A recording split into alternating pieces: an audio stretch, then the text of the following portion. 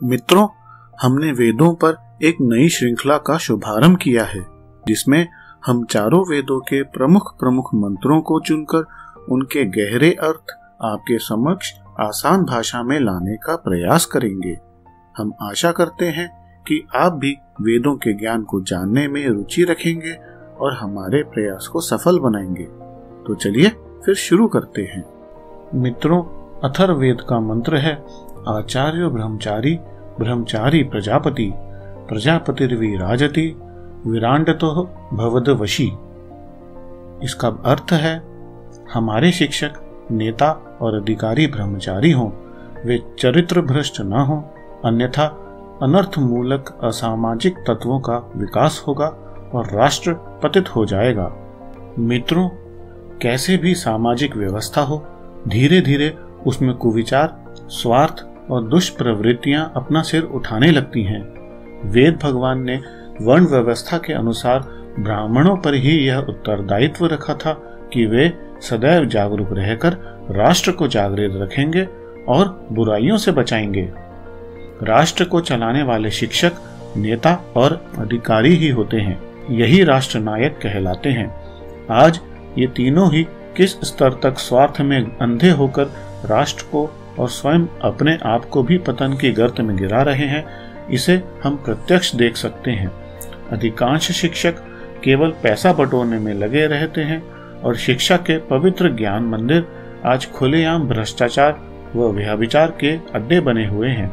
School व कॉलेजों में हर प्रकार की अवांछनीय घटनाएं, दादागिरी, जुआ, शराब, नशा, बलात्कार आदि आज आम बात हो गई हैं। शिक्षकों के चरित्रहीन हो जाने के फलस्वरूप छात्र केवल अनर्थ मूलक असामाजिक ज्ञान ही प्राप्त कर रहे हैं और उसी मार्ग पर चलकर अपना व देश का भविष्य चौपट कर रहे हैं। यही चरित्रहीन व भ्रष्ट छात्र बड़े होकर नेता व अधिकारी बनते हैं और अपने गुरुओं के भी गुरु साबित होते हैं। अपने ज्ञान, विज्ञान, विद्या, बुद्धि सबका उपयोग केवल अपनी स्वार्थ पूर्ति के लिए करते हैं। उनके हृदय में न तो मातृभूमि के प्रति श्रद्धा है और न ही राष्ट्रभक्ति की भावना। ऐसे नेताओं व अधिकारियों की आड़ में आपराधिक व असामाजिक तत्व निर्भय होकर देश व जनता को लूटते रहते हैं।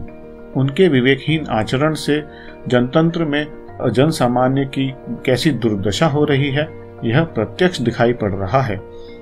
भोली भाली जनता इन अक्षम शिक्षकों, नेताओं व अपराधियों का दुराचार सहने के लिए विवश हो रही है।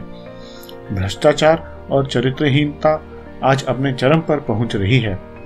हर व्यक्ति किसी न किसी पद पर पहुंचना चाहता है। जनता की सेवा करने की आड़ में वह देश को लूटने के सपने देखता है। इस काम के लिए हर प्रकार के निकृष्ट स्तर के अपराधियों का सहारा भी लिया जाता है। भोली भाली जनता को साम, दाम, दंड और भेद कैसे भी वश में करने के षड्यंत्र खुले आम रचे जाते हैं। लोगों का इतना अधिक आध्यात्मिक पतन होता जा रहा है कि वे किसी भी प्रकार से सत्ता हथियाने का कुचक्र रचते रहते हैं और सत्ता पा जाने पर तो उसका ऐसा नशा चढ़ता है कि रावण का कद भी उनके आगे छोटा लगने लगे। ऋग्वेद में भी यह स्पष्ट निर्देश है कि आ देवानाम भव केतुर्गणे, केवल श्रेष्ठ व्यक्ति ही जनता के नेता बने।